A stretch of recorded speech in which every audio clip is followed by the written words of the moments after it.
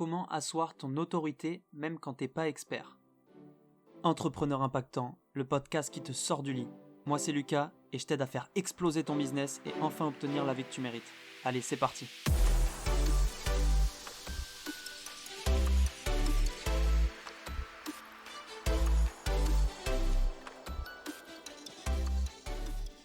Salut l'impactant, j'espère que tu vas bien, on se retrouve pour ce nouveau podcast.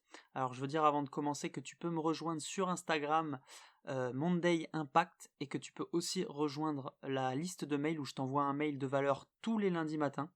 Voilà, donc tu peux rejoindre ça directement en allant voir sur le site, le lien doit être en description.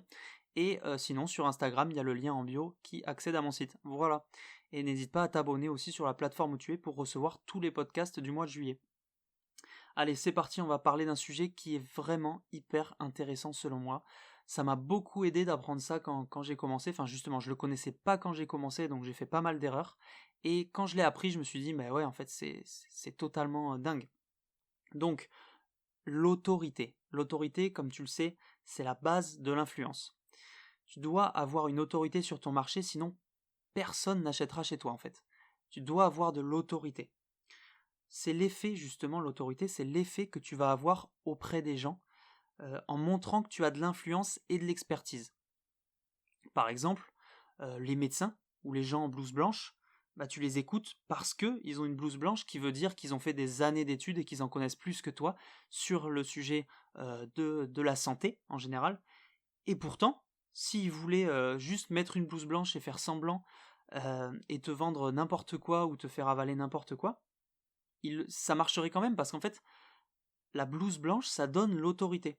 Tu vois ce que je veux dire? Donc ça, c'est un exemple concret, mais en tout cas, ton médecin, tu lui fais tout le temps 100% confiance parce que tu sais qu'il a fait des études. Bah, ça, c'est de l'autorité, tu vois. Je sais ce que tu vas me dire. Tu vas me dire, oui, mais moi, je suis pas expert, j'y connais rien, ou je connais très peu, etc. Ok. Et moi non plus, je suis pas expert, j'étais pas expert avant, je le suis toujours pas, enfin, je me considère pas comme expert. On est toujours en apprentissage, selon moi, et on apprend toujours des choses. Ok.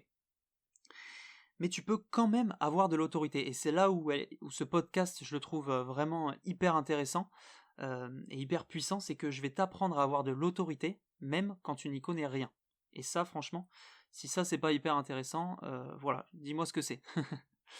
La première chose, c'est de te persuader que tu es bon dans ce que tu fais. C'est de te persuader que, ok, t'es pas expert, mais t'as des connaissances, t'as assez de connaissances pour conseiller quelques personnes, ou en tout cas pour vendre quelque chose à des personnes.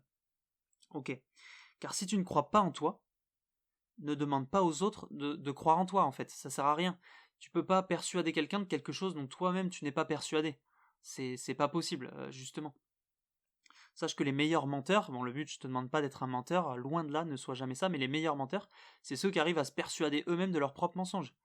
Et ça tu le vois sur des tueurs en série, des trucs comme ça, ils se persuadent qu'en fait il y a une raison pour laquelle ils font ça, et du coup bah ils vont mentir aussi pour ça, mais vu qu'ils en sont persuadés eux-mêmes, bon c'est souvent des psychopathes, ils sont un peu fous, et bah du coup ils arrivent à persuader des gens en fait. Et c'est là où ça fait peur, mais voilà. Donc ne sois pas un menteur, bien évidemment, mais si tu te persuades que tu es assez bon pour vendre quelque chose ou pour conseiller des gens sur quelque chose, attention, hein, si t'es pas expert, je vais pas aller te demander de conseiller les experts. Tu vois, il y a forcément des gens qui sont moins bons que toi dans le domaine. Donc déjà, tu peux être sûr qu'il y a des gens qui vont avoir besoin de tes conseils ou de ton expertise, ou voilà. Ok? Donc maintenant, je vais te donner les différents moyens de tout simplement avoir de l'autorité sur ton marché. Ok? Premier moyen, tu vas pouvoir montrer ton savoir sur un domaine en particulier. Donc ça c'est basique un peu, mais par exemple moi sur Instagram je montre ce que je sais et c'est comme ça que j'arrive à avoir de l'autorité en partie. Donc montrer ton savoir, ça c'est si tu en as, ou même en apprenant. Par exemple moi quand j'ai lancé ma page Instagram, bon, je savais pas mal de choses sur l'entrepreneuriat, le marketing, tout ça, mais je me suis dit que ce serait un bon moyen pour apprendre mieux, parce que en fait ce que j'apprenais parfois je le retenais pas bien, donc je me suis dit bah, si je le partage ça va mieux rester dans ma tête. Donc tu vois, j'ai lancé cette page en ne sachant pas tout évidemment, et donc pourtant je partage quelque chose que j'apprends au quotidien. Donc achète un livre et lance une page Instagram ou lance ce que tu veux, et en lisant le livre tu partages ce que tu apprends, tu vas donner l'impression d'être un expert, sans dire toi-même que tu es un expert, hein, ne mens pas, tu sais que tu ne l'es pas, mais tu vas avoir de l'autorité tout en apprenant des choses en même temps. Deuxième moyen, c'est en montrant des résultats de toi ou de tes clients. Alors ça, il faut en avoir eu. Ok, là je commence par les moyens les plus, on va dire, pas forcément accessibles à tout le monde. Mais voilà, si tu as eu des résultats, évidemment que ça va te donner de l'autorité sur les gens. Moi par exemple, ma page Insta, elle a maintenant pas mal d'abonnés. Évidemment que ça me donne de l'autorité en disant aux gens, bah, moi je sais utiliser Instagram, je sais comment on fait, tu vois. Maintenant, troisième chose, tu vas pouvoir montrer que tu as beaucoup de gens qui te suivent. C'est exactement ce que je viens de dire en fait. Je viens de spoiler un peu. Voilà, si tu as beaucoup de gens qui te suivent ou que tu as eu beaucoup de clients, par exemple, tu vas mettre dans ta bio 100 personnes accompagnées, dans ta bio Instagram, 100 personnes accompagnées, ça va te donner de l'autorité, ok.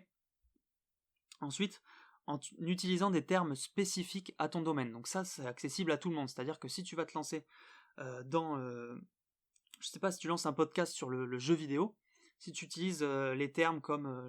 alors là, j'en connais pas beaucoup, je connais le terme looter ou des choses comme ça. Si tu utilises des termes de jeu vidéo, ça va directement te donner de l'autorité en fait dans le domaine.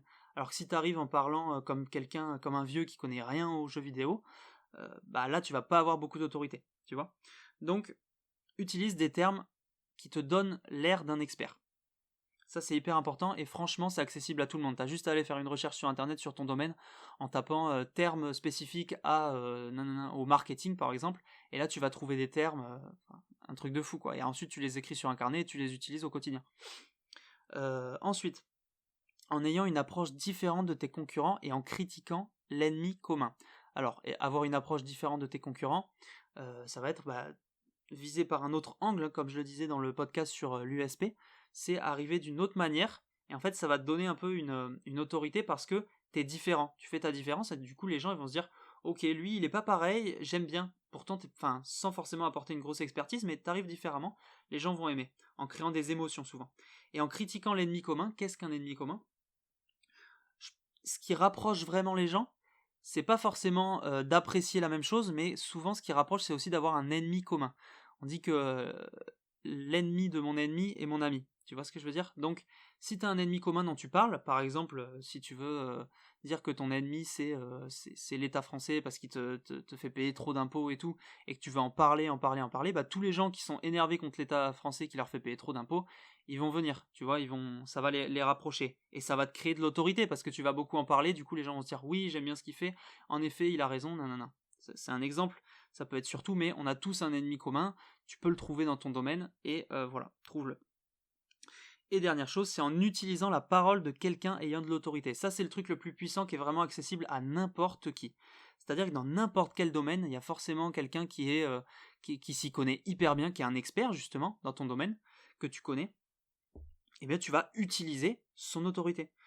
Exemple, si tu cites Warren Buffett, qui est très connu dans l'investissement, l'entrepreneuriat, etc., il te donnera de l'autorité et de l'expertise aux yeux des gens, en fait. Et c'est tout bête, donc pour avoir de l'autorité, tu vas utiliser celle de quelqu'un d'autre pour que toi tu en aies. Voilà, tout simplement. Et ça, c'est vraiment un principe, pour moi, il est ultra puissant parce que, par exemple, ça marche sur Instagram quand moi je poste un réel, c'est parce que pour l'instant j'ai pas envie de montrer ma tête. Je poste d'autres personnes, des personnes plus ou moins connues, qui sont expertes un petit peu dans leur domaine ou pas, mais en tout cas quand je poste des experts, ça me donne de l'autorité en montrant que voilà, j'utilise la parole d'un expert et du coup ça donne de la crédibilité et de l'autorité à ma page Instagram. Ça c'est un exemple. Mais voilà, et ça c'est un principe qui est très puissant et que tout le monde peut utiliser. Donc je te conseille vraiment de l'utiliser ce principe parce que ça va te donner une autorité directement. Voilà. Donc voilà pour les différents moyens d'avoir de l'autorité sur ton audience, sur ton marché. En tout cas, il est primordial que tu montres ton autorité dès maintenant, dès le début. Et ça, au fur et à mesure aussi, c'est la répétition qui va faire que tu vas en avoir. Donc ne lâche rien, sois vraiment régulier dans ce que tu fais et tu y arriveras. Et si tu n'as pas d'autorité ou que tu n'utilisais rien de tout ça, c'est normal que tu n'aies pas encore vendu, ne sois pas démoralisé, mets des choses en place, mets ce que je te donne en place et tu vas voir que tu finiras par vendre parce que l'autorité c'est essentiel pour vendre. Voilà, je te souhaite une bonne journée, à demain pour le prochain podcast et ciao.